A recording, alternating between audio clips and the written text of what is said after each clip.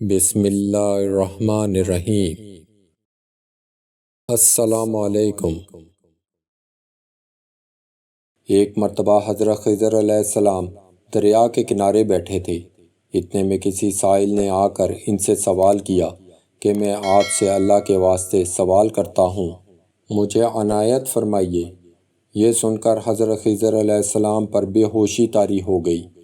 جب کچھ ہوش ہوا تو فرمانے لگے، بھائی میں تو صرف اپنی جان اور مال کا مالک ہوں، تم نے مجھ سے اللہ کے واسطے سوال کیا ہے، لہٰذا میں اپنی جان اور ذات تمہارے حوالے کرتا ہوں، تم جس طرح چاہو اس کو استعمال میں لاؤ، بازار میں فروخت کر کے اس کی قیمت سے فائدہ اٹھاؤ۔ چنانچہ سائل ان کو بازار لے گیا اور ایک شخص سہمہ بن ارقم کے ہاتھ ان کو فروخت کر دیا۔ یہ خریدار ان کو اپنے گھر لے گیا جس کی پشت پر اس کا ایک باغ تھا۔ چنانچہ سہمہ نے حضرت خضر علیہ السلام کو ایک کھدال دے کر کہا کہ اس کے سامنے والے پہاڑ جو 3 مربع میل رقبہ میں واقع تھا، مٹی کاٹ کاٹ کر باغ میں ڈالتے رہو، اور یہ حکم دے کر سہمہ اپنے کسی ضرورت سے کہیں چلا گیا اور حضرت خضر علیہ السلام اس پہاڑ سے مٹی کاٹ کاٹ کر باغ میں ڈالنے لگے۔ جب سہمہ واپس آیا تو اس نے گھر والوں سے دریافت کیا، تم نے غلام کو کھانا بھی کھلایا یا نہیں؟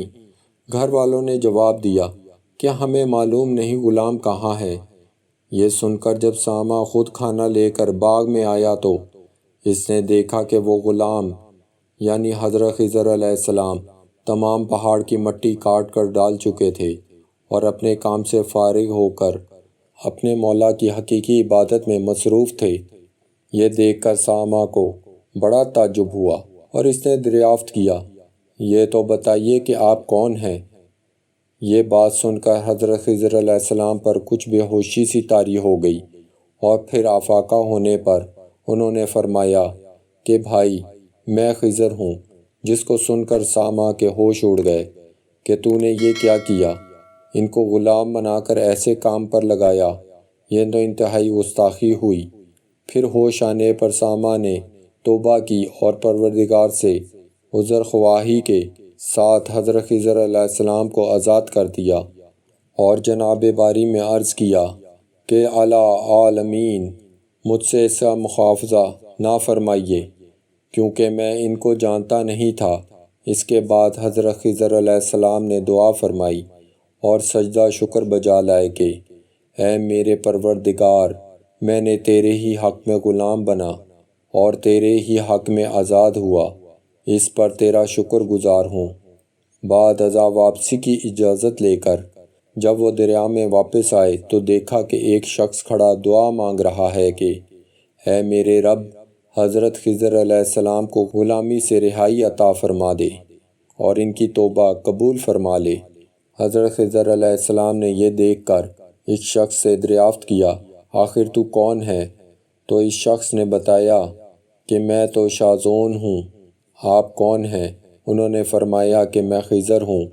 اس کے بعد شازون نے کہا، اے خضر، تم نے اپنے لیے رہنے کا مکان بنا کر دنیا طلب کی ہے، کیونکہ حضرت خضر علیہ السلام کا دریا کے کنارے پر ایک عبادت خانہ تھا۔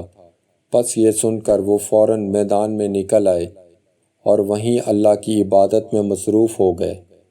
اس کے بعد حضرت خضر علیہ السلام نے اسی جگہ ایک درخت لگایا اور اس کے سائے میں عبادت شروع کی تو آواز آئی، اے خضر، جب تم نے درخت کے سائے میں سجدہ کیا تو تم نے دنیا کو آخرت پر ترجیح دی، مجھے اپنی عزت و جلال کی قسم ہے، مجھے دنیا کی محبت میں رضامندی نہیں ہے۔ اس کے بعد حضرت خضر علیہ السلام نے شازون فرشتہ سے کہا کہ اے شازون، دعا کرو کہ اللہ تعالیٰ میری توبہ قبول فرمائے۔ چنانچہ شازون نے دعا کی اور اللہ تعالیٰ نے شازون کی برکت سے حضرت خضر علیہ السلام کی توبہ قبول فرمائی۔ خدا کے برگزیدہ بندے اسی حالت میں راضی رہتے ہیں جو اللہ کو منظور ہو۔ بے شک ہماری فلاح بھی اسی میں ہے کہ زندگی کے ہر موڑ پر آنے والے ہر پیچ و خم پر ہم راضی برضا رہیں، اللہ تعالیٰ کی چاہت کو سامنے رکھ کر زندگی گزاریں۔ دعا ہے کہ اللہ تعالی ہمیں اس واقعے سے سبق حاصل کر کے نیک بننے کی توفیق عطا فرمائے، آمین۔ دوستو، اچھی سٹوریز کے لیے چینل کو لائک کریں، شیئر کریں اور سبسکرائب کریں۔